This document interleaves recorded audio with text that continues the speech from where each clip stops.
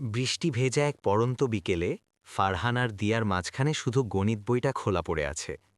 ফারহান যখন অঙ্কের জটিলতা বোঝাচ্ছিল, দিয়া তখন একদৃষ্টিতে তাকিয়েছিল ওর শান্ত চোখের দিকে। হঠাৎ দিয়া আস্তে করে বলে উঠল, আপনি কি জানেন আমি অঙ্কগুলো মাঝে মাঝে ইচ্ছে করেই ভুল করি? ফারহান অবাক হয়ে চশমাটা ঠিক করে তাকালো। কেন দিয়া?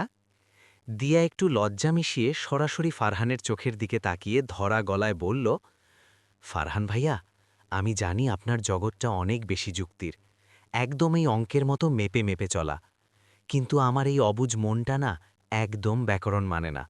আমি ইচ্ছে করেই ভুল করি, যাতে আপনি বারবার আমার হাতটা ধরে ভুলগুলো শুধরে দেন।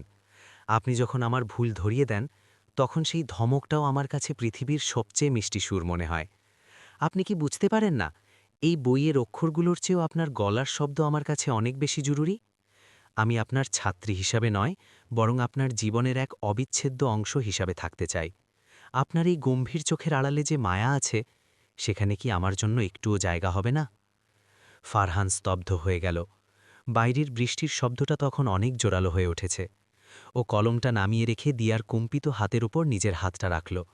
মৃদু হেসে বলল, আমিও তো ভাবতাম আজ দিয়া এত সহজ অঙ্কটা ভুল করছে কেন।